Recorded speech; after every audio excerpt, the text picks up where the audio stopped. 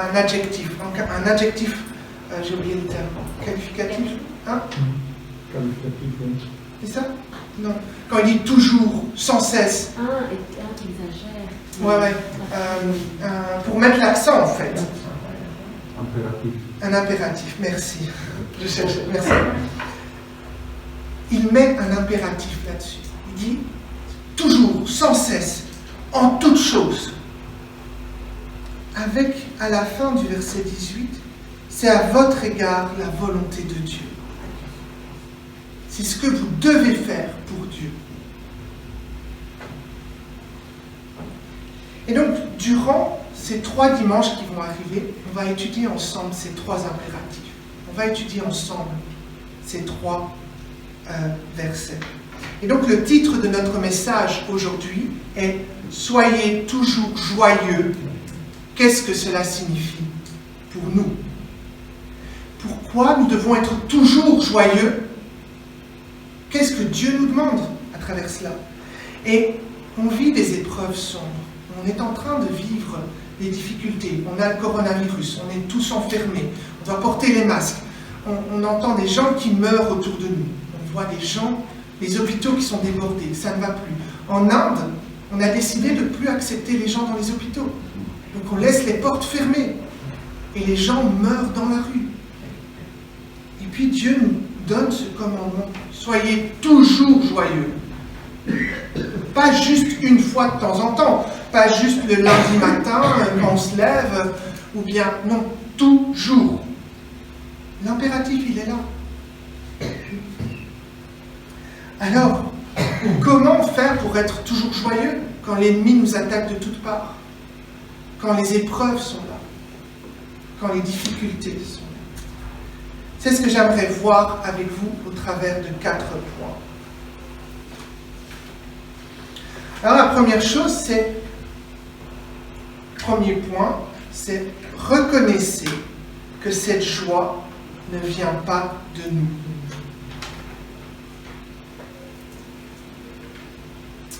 Pour être joyeux, il ne s'agit pas de se forcer avec un sourire hypocrite.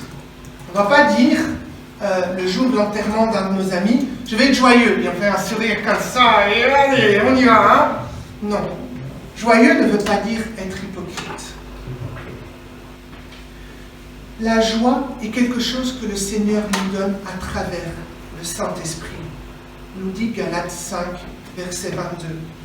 Je ne l'ai pas mis dans votre feuillet, mais voilà. La joie est quelque chose que le Saint-Esprit, que le Seigneur nous donne à travers le Saint-Esprit. Nous l'avons en nous par le Saint-Esprit. Ce n'est pas quelque chose qui vient de nous. Nous voyons que nous ne pouvons pas l'acquérir de nous-mêmes. Et nous le voyons dans le texte, dans le psaume.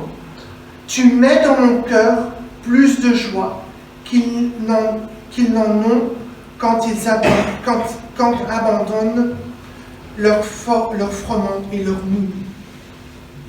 En fait, psaume nous dit que le Seigneur nous donne plus de joie dans nos cœurs que ce qu'on peut récolter sur terre. On voit toujours dans cette lettre de Thessalonique, dans 1 Thessaloniciens 1, verset 6, que vous-même, vous avez été mes imitateurs et ceux du Seigneur, en recevant la parole au milieu de beaucoup de tribulations, avec la joie du Saint-Esprit. C'est au travers des difficultés qu'on reçoit la parole. Et cette parole, avec le Saint-Esprit, nous donne cette joie. Nous n'avons pas la joie par nous-mêmes, mais cette joie nous est donnée par le Saint-Esprit.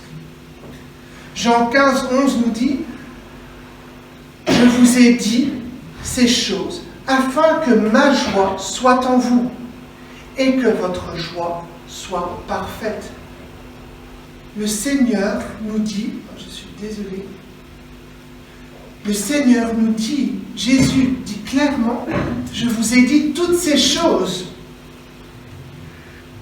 pour que vous ayez de la joie. Je vous donne tout mon enseignement pour que vous ayez de la joie. Je vous donne ma parole, qui est la Bible, pour que vous ayez de la joie.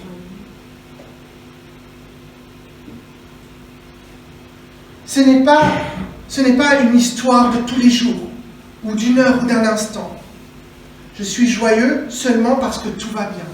Non, la joie, elle vient du Seigneur. Et elle est en nous parce que nous croyons en lui. Et parce que le Saint-Esprit habite en nous. Le deuxième point que nous allons voir, c'est expérimenter une joie qui ne se trouve pas dans ce monde. Comme je l'ai dit plus tôt, ce monde est éphémère. Ce monde va disparaître. On le sait, on le dit dans l'Apocalypse. Mais on nous dit aussi que croire en Dieu, croire en Jésus et en son sacrifice, nous donne une joie immense et nous donne l'accès à un monde éternel, où la joie sera éternelle. Tout ce qui est vivant ici est éphémère. Ça va disparaître. Mais il est écrit dans le livre d'Ecclésiaste 2, au verset 10 et 11, « Tout ce que mes yeux avaient désiré, je ne les en ai point privé. Je n'ai refusé à mon cœur aucune joie. Et voici, tout est vanité et poursuite de vent. » Dans le livre d'Ecclésiaste, on nous dit que tout ce que l'on voit sur terre n'est que vanité et vent. Tout cela, on peut le tenir que pour nous.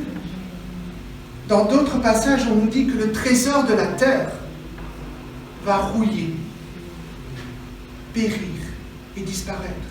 Mais le trésor du ciel sera pour nous pour toujours. Quelle joie voulons-nous? Est-ce que nous voulons cette joie sur terre ou est-ce que nous voulons expérimenter cette joie du Seigneur? Avoir cette joie que le Seigneur nous offre. Philippiens 4, verset 4 nous dit « Réjouissez-vous toujours dans le Seigneur. Je le répète, réjouissez-vous. Réjouissez-vous dans le Seigneur. » Et il le répète, réjouissez-vous, parce que c'est là que nous pouvons avoir la vie, cette joie éternelle.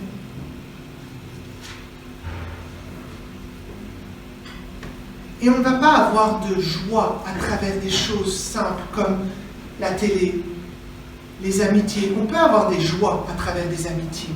On peut avoir des joies en regardant un film et autres, oui, mais c'est éphémère, ça va disparaître. Un ami, on peut avoir une amitié pendant 15 ans, et puis un jour, cet ami vous trahit, vous abandonne, vous lâche. Ou tout simplement meurt, et il n'est plus là avec vous. Et vous perdez cette joie avec cet ami.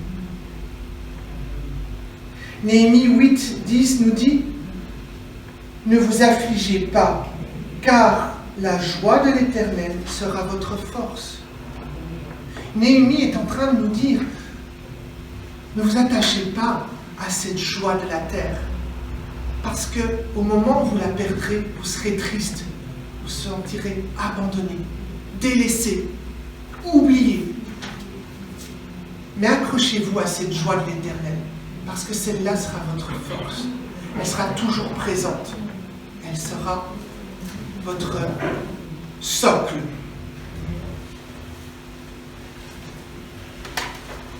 Et cela est important.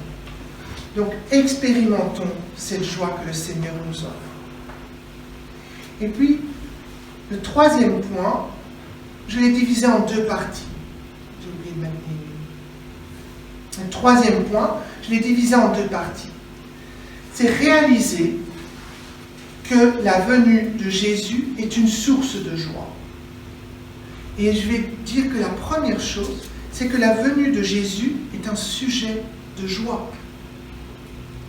Luc 2, du verset 10 ou 11, nous dit « Mais l'ange leur dit, ne craignez point, car je vous annonce une bonne nouvelle, qui sera pour tous les peuples le sujet d'une grande joie. c'est aujourd'hui dans la ville de David. C'est aujourd'hui dans la ville de David, il vous est né un sauveur, qui est le Christ, le Seigneur. L'ange nous annonce que c'est une joie, la venue de Jésus. C'est un sujet de grande joie. En effet, Jésus n'est pas venu sur terre sans raison. Il est venu pour un but. Il est venu parce qu'il avait le but de réconcilier l'homme avec Dieu. L'homme s'est séparé de Dieu à cause de son péché. Et on le sait, on l'apprend dès le début, dans la Genèse, pardon. Dès le départ, l'homme rompt sa relation avec Dieu par le péché. Et Jésus est venu sur terre pour rétablir cette relation à travers la croix. Et on le voit dans Ésaïe. C'est Ésaïe qui... Non, c'est Romain. Ah oui, pardon. On le voit à travers de Romains que c'est notre péché qui nous sépare. Car tous ont péché et sont privés de la gloire de Dieu. C'est à cause de nos péchés qu'on est privé de la joie et de la gloire de Dieu. Et Ésaïe 64 nous dit, nous sommes tous comme des impurs, et toute notre injustice est comme un vêtement souillé. Dieu est parfait, Dieu est unique, et la joie de Dieu est parfaite. Et nous avons droit à cette joie, pas parce qu'on a envie, non, nous avons accès à cette joie par quelqu'un de parfait qui a rétabli cette relation avec nous. Et cette personne l'a rétablie au travers de la croix. Et c'est ce que Jésus a fait. On le voit dans Ésaïe 53, verset 5, qui nous dit « Il a été blessé pour nos péchés, brisé pour nos iniquités. Le châtiment qui nous donne la paix est tombé sur lui. Et c'est par ces meurtrissures que nous sommes guéris. » C'est par la venue de Jésus, par l'œuvre de Jésus au travers de la croix, que nous pouvons avoir accès à cette joie éternelle que Dieu nous offre. C'est au travers de la vie de Jésus, de la venue de Jésus, que nous avons cette joie. Et Jésus est un sujet de joie. Mais bien plus que ça. Bien plus. Le pardon de nos péchés est un sujet de joie. Cette œuvre que Jésus a faite au travers de cette croix nous permet d'avoir le pardon de nos péchés. Et ce pardon nous donne un sujet de grande joie, comme Luc 2 nous dit. Et c'est une bonne nouvelle pour nous les chrétiens. C'est une bonne nouvelle que nous puissions avoir cette joie éternelle. Et nous devons partager cette nouvelle aux autres. Nous devons pouvoir l'expérimenter et réaliser que cette joie ne vient pas de nous, mais de Jésus. Et nous devons le partager aux autres. Le psaume 32, 2 nous dit « Heureux l'homme à qui l'Éternel ne tient pas compte de sa faute et dont l'esprit ne connaît pas la ruse. » Soyons cet homme qui connaît l'existence de Jésus. Soyons cet homme qui a pris conscience que nos péchés soient pardonnés à travers l'œuvre de Jésus. Soyons heureux parce que Dieu nous a pardonnés à travers Jésus. Et ça nous amène à ce quatrième point, et qui est un sujet un peu plus sensible, un sujet qui est parfois mal compris, parfois difficile à comprendre. Prenez part à la souffrance du Christ. Et là, vous allez me dire, mais Christophe, attends, stop. Tu es en train de nous dire qu'on doit être joyeux, vivre avec une joie éternelle, mais tu nous demandes en même temps de prendre part à cette souffrance, de souffrir, de s'auto-flageller. La joie et la souffrance, c'est deux choses complètement opposées. C'est deux choses complètement à l'inverse. Et pourtant, le commandement de 1 Thessaloniciens 5, verset 16 est clair. Soyez toujours joyeux. Souffrez, mais soyez toujours joyeux. Flagellez-vous, mais soyez toujours joyeux. Le commandement est là.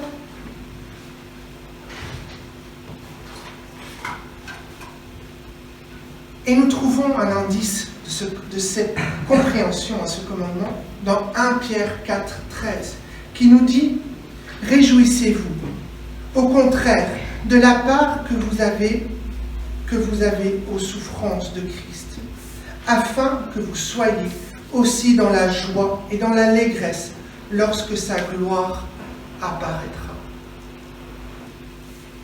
Pierre parle de se réjouir parce qu'on peut avoir part à la souffrance de Christ. Parce que nous participons avec Christ à cette souffrance.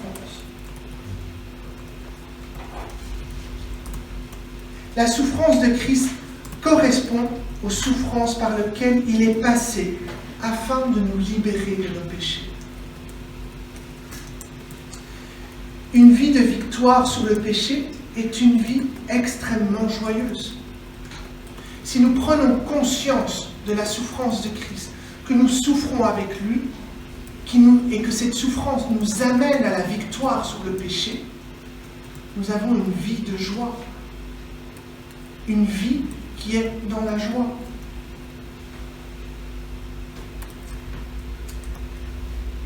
Et renoncer à nos péchés, c'est parfois difficile de renoncer à nos péchés. C'est parfois lourd et compliqué de renoncer à nos péchés.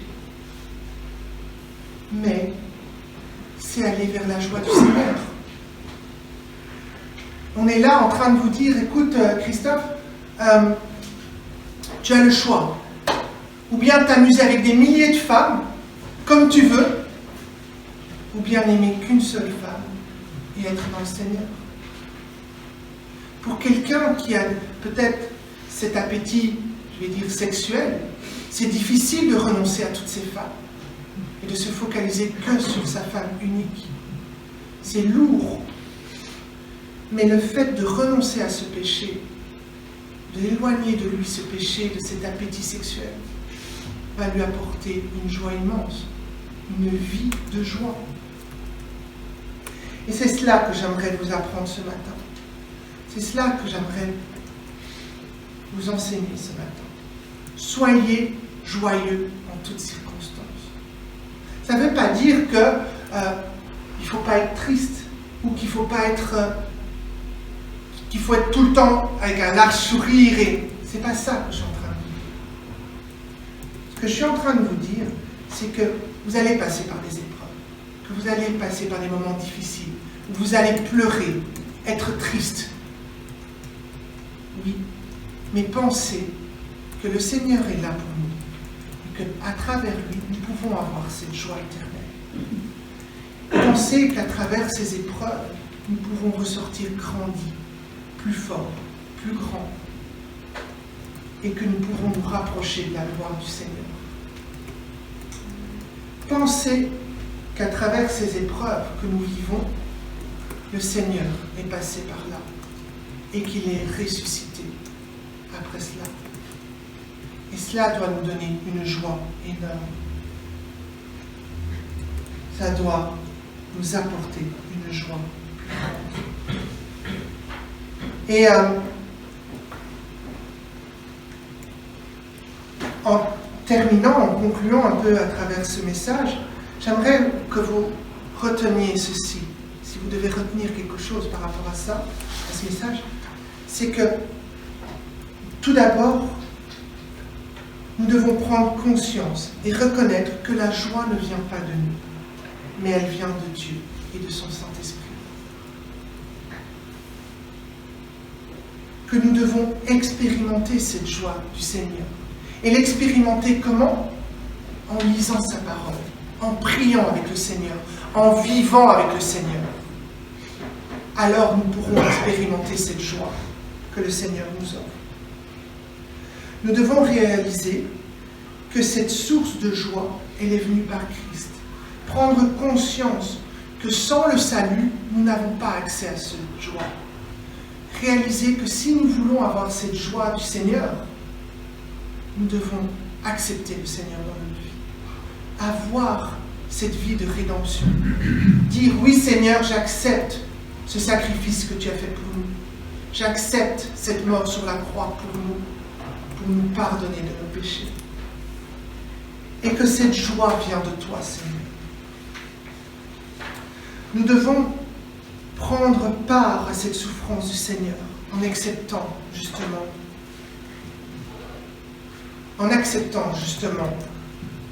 le fait que le Seigneur est mort sur la croix.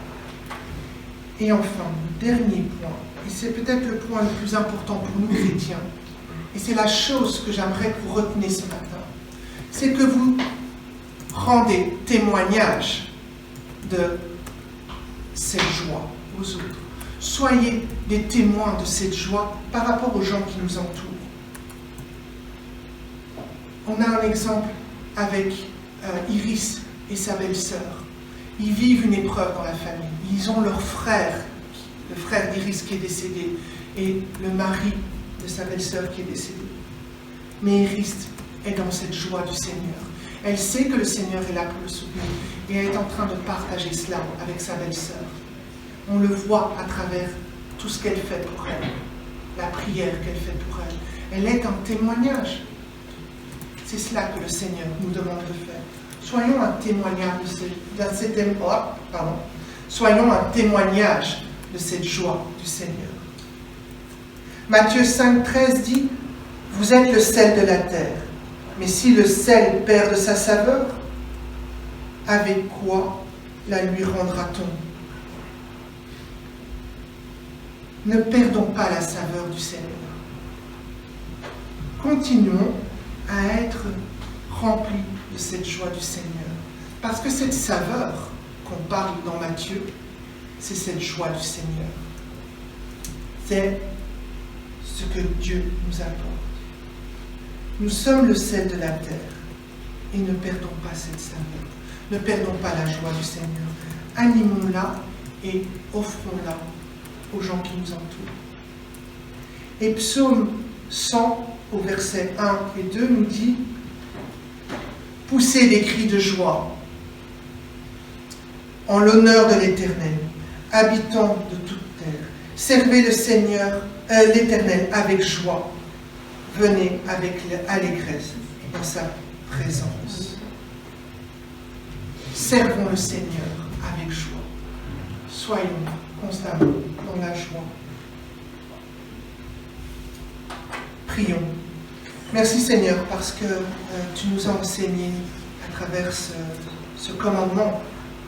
Soyons toujours dans la joie. Que cette joie ne vienne pas de nous et qu'elle ne vienne pas des choses de la terre. Qu'elle vienne de toi et uniquement de toi Seigneur. Merci parce que tu nous apportes cette joie au travers de ton Fils Jésus-Christ. Et notre prière aujourd'hui, c'est que nos amis, nos connaissances et les gens qui sont autour de nous puissent rencontrer cette joie à travers toi, Seigneur. Qu'ils puissent découvrir cette joie éternelle et qu'ils puissent focaliser leur joie à travers les souffrances par rapport à toi. Merci Seigneur pour tout ce que tu nous as apporté. On te demande ta protection et ta bénédiction. En ton nom. Amen.